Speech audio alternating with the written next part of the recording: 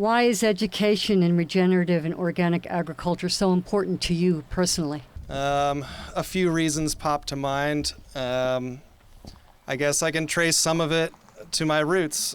Growing up as a farmer, being of a lineage of farmers, stewarding the same land as my grandparents and people before them. What I saw as I became more educated is that so many more people want that opportunity, but don't have the chance to learn from people like I did. They don't have the connections to that deep knowledge or even the basic knowledge that I took for granted. I didn't even know how much I knew until I had students staring me in the face, asking me questions every day. It's like, holy crap, really? Wow, I do know stuff. That's cool. But I was lucky. I got to grow up in the experience and just live it, breathe it, eat it. So it was kind of an unexpected passion for me. Especially after a couple years on this farm, I really realized the kind of difference that I could have, not just in my local community, but in my more global community of agriculture, of farmers, of people concerned about food. Education is absolutely key in every aspect of our lives, making a better choice for ourselves, for the people we care about, for the people we don't care about. We still have to make decisions that support them too, whether we like it or not, because it's better for all of us. It makes me think of a quote where, I think it's an African proverb, where we can go fast alone, but we get further together. So educating each other with the little pieces that we all have and bringing each other along, it matters. It makes us better. It may not seem like it in the moment or the next moment or the moment after that, but if we're all working for each other and educate each other and help each other to do better, we will collectively just have a better experience. It's just going to be better. I grew up on a farm, but I never got to farm that farm. My father passed away when I was a small child. But it was in my DNA. And at some point I found myself here working for MIU, and I wanted to do something else. And the idea of getting a graduate degree in teaching agriculture came along, and it seemed to fit very well. So I went to Cornell University, one of the top agriculture universities in the country. And when I finished that, I came here and started to grow vegetables with the idea of supplying them to Annapurna. And I realized very quickly that I didn't know how to farm. I had a PhD in horticulture, but I didn't know how to farm. And because I hadn't had that experience. And so it became really a fulfilling thing to me to be involved with this program and to help develop this program in a way that gives our students that experience that I didn't have, so they don't have to make all the mistakes that I made. And to see the growth in our students, to see how bright they are and how they understand on a deep level what we're doing and what needs to be done. It's just very fulfilling for me personally. And I see the excitement in the students, and I think that's priceless. I mean, the students get it. They understand what we're doing and why. And I'm just delighted to be a small part of that process. I've said a lot of times that farming is a very subtle type of knowledge. You don't know what you know until you're around a bunch of people that haven't done it before. And then you realize, like, oh, I actually know quite a bit. But if you don't have a space to get that type of repetition and develop what I used to call kinesthetic fluidity, I believe, which is literally just the smoothness by which you can do the things you need to do to manage a farm. it's going to be really hard a lot of times to get some farmer to hire you to teach you how to do those things while they're trying to make a living. And so going back to kind of the role of this farm and this place, you need places like this to facilitate that education, to give young people a chance to get into this industry. And I think that the reason that's important is not just because of the role that agriculture has in our economy as a whole. I really do think that it's about the type of life that certain people want to live. You know, I wouldn't do anything else. And so I think that giving people an opportunity to make a living doing something that they genuinely love and feel connected with, that's an opportunity that we should foster and facilitate. So let's do it. That was really inspiring. Living laboratories.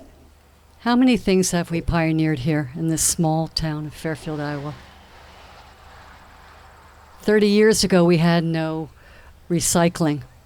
And a group of people that lived here just said, let's hire the truck ourselves and let's bring it in. So every Saturday, all these people met in the parking lot over by Logley's a little further, and a truck would come in and we'd all pay our $2. And that's the beginning of recycling in Fairfield. Just takes a few people planting a healthy seed to start something that can create a tidal wave over time. To be a pioneer school of regenerative agriculture is no small thing.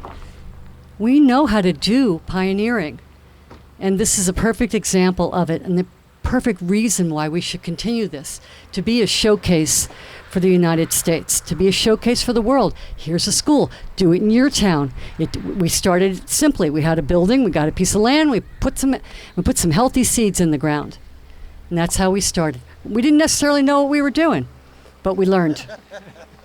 We made a lot of mistakes, and we did it until we're doing some really cool stuff. So I want to ask a question about the Radiance Dairy Farms, because when I was learning about it, I learned that they have a very unique operation, the way that they treat the animals, and I've never heard of anything quite like it. So I was just wondering what got this dairy farm started with the different types of practices that they have. How did it evolve over the years? How have they noticed how that's changed in the not only the behavior of the animals, but like the overall product, and how this could be set as an example for others that want to implement those changes too? Radiance Dairy actually started in 1980 with 2 cows. And although Susan and I weren't directly involved, we bought the cows in Minnesota. And Jim Schaefer and Richard Edson came up and brought them down to Fairfield. And that was the beginning of Radiance Dairy. And it was a raw milk dairy at first. And so it was a co-op. Everybody owned a part of a cow, and they got their raw milk every year. In about 1987, the state of Iowa said, you can't do that because you can't sell raw milk. And so they made them put a processing plant on the farm on Highway 1, where Soil Tech is. And so they started to pasteurize milk and sell it to the local stores. And in 1992, Susan and I came from Washington, where I was working at USDA, and we bought the dairy, and we stayed at that site for 4 years, and then we moved to a larger site in 1996. And so now we're milking 90 cows. And so over time, as the market grew locally, we added more cows.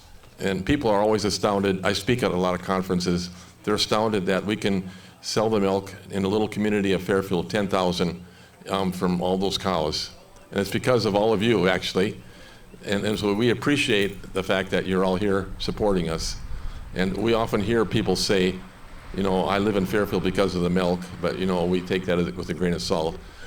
But on the other hand, we appreciate that they appreciate. And so initially, one of the issues was, what do you do with the bull calves? What do you do with the cows as they get old? And the initial idea was, if they get a certain age, 10 years old, and they no longer can produce milk, that they get retired. And we have a couple of places, well, now one place in Fairfield, Lou Reha's land, where we have some retired cows that can live out their life there. So that's one thing that's a little unique about about our place. Now, we don't retire all the bull calves because, we would be totally overrun with bulls in no time. There's a little story that somebody from Purusha told me that when Purusha started to raise cows, they asked Maharishi, what do we do with the bulls? And Maharishi said, there won't be any bulls. The first 6 were bulls. So they had to deal with them. And what we do with the bull calves, we have around the community, there are a lot of people that want to raise bull calves. And they usually end up in their freezer, of course.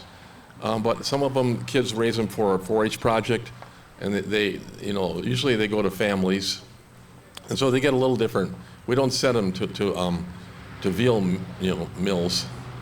So they, but we don't, we have to be practical about it all. And we have the Gandharva Veda receiver in our milking parlor. It hasn't worked for a long time. If anybody's an expert on how we can do the Gandharva Veda on our farm, please come up and tell me and help me. I don't know if you want any more questions. That's about it. That's all I know. Susan? I was just going to say, what about the heifer calves that are raised by the... Oh, one thing that's unique too, Susan mentioned, over here she sits, is that we allow the heifer calves, the females, to be raised by their mothers, which is quite unusual. So they run with the herd and they nurse whenever they want. And so they learn the whole system from scratch. And at about 3 to 4 months old, we wean them. Because by then they're drinking all their mother's milk and they turn into juvenile delinquents. And that means that they won't come when their mothers call. They run around in gangs and they get high on grass. So then they go off into their own little peer group and they're raised out in the pasture and until at about 16 months old or maybe about 15 months old or even less, when they're big enough, we put them out with the bull and then they have their first calf at 2 years of age. And so that's kind of the life cycle. And every year they have another calf.